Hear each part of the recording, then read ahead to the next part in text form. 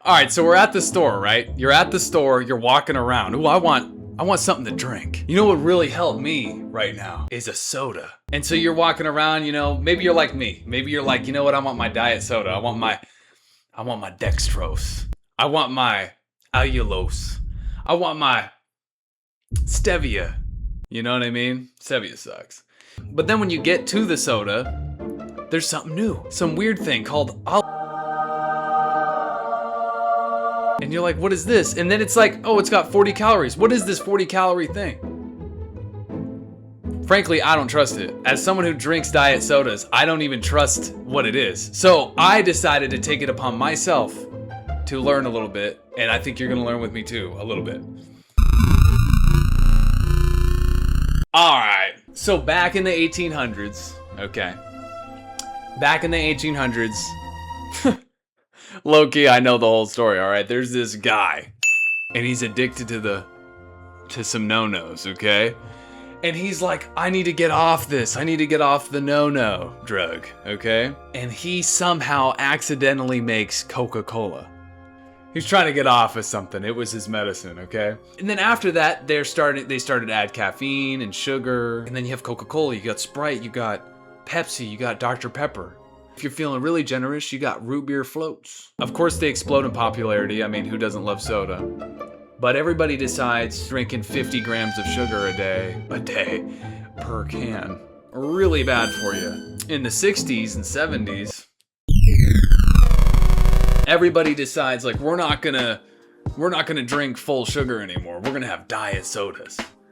And then that's where like there's no calories. Then there's problems. People say like, well, artificial sweeteners, it doesn't get processed like sugar. A paper published in Nature in 2014 found that mice fed saccharin developed changes in their gut microbiome and symptoms of prediabetes. People started to grow suspicious of high fructose corn syrup. They got suspicious of sugar, and then they got suspicious of allulose, dextrose, stevia. Stevia's trash. So there's a woman named Maya Lim who is working at a dead-end job for some food company. She wants to make something great, like actually healthy. And so she found out a way to put bacteria in a fizzy drink. Now, bacteria is not bad for you. Not all of it, right? There's some bacteria that's very good for you. There's tons of bacteria in our stomachs and our bodies. They keep us alive. These companies try to say that they're good with mood, it's good with energy, helps you go number 2. Honestly, I don't believe it. I don't believe any of this stuff, okay? The fact that we have just found out about this like 4 months ago, 5 months ago, right? We found out about it like at the end of 2025. We see one brand. And this is how I explain it. Okay, 1 week I walk into the grocery store, one brand, Olipop. Next week I walk into the store, I see Poppy. Week 3, I see Culture Pop. Week 4, I see Pepsi doing it. Even the creator of probiotic soda, she's been open about how this bacteria that she uses cannot be made readily available as much as people are doing it, as much as these big companies are making it. The issues of that, the issue of how expensive it is. I mean, when you go in the store, it's like $4 for a 12-ounce can. $4. Everything else is $2. Everything else is like half the price. It's so new, nothing has been studied at all. It just worries me. It just worries me how it is. My other problem with it is it could actually give you massive bloating issues. We can't lean max anymore. There also was a big deal with this company called Belly Pop. They were gonna have a huge launch. And apparently the cans were exploding off the shelves. There was this bacteria that mutated in the drink that when people drank it, they like felt really uppity and then they crashed immediately, like really bad. Where do we go from here though? Like, what is the end result of all that I'm talking about? Should you trust probiotic soda?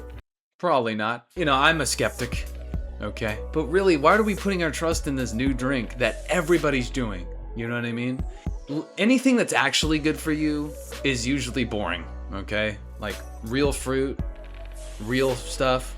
And that stuff really does give you good probiotics. If you really need probiotics, you can just get vitamins that will do the same thing. So should you really trust it? I don't think so. If you want to have some, sure. You know, I've tried a bunch of different flavors. Oh, and let me tell you about the flavors. Here's another problem. The flavors suck. They're all garbage. all the flavors are trash, okay? They're bad. Bro, I've tried Tropical Punch. I've tried Vintage Cola. I've tried the lemon lime one. Trash. And they all have this weird residue taste. I know you know what I'm talking about. There's this weird taste, bro. This weird aftertaste. It's just garbage. So I wouldn't do it, you know. I would stick to the good old no calorie, 0 calorie ones, like Coke Zero, Diet Coke, Diet Pepsi. I would personally stick to those. But you know what? You are the maker of what you believe in. I can't stop you from doing what you want, what you really, really want.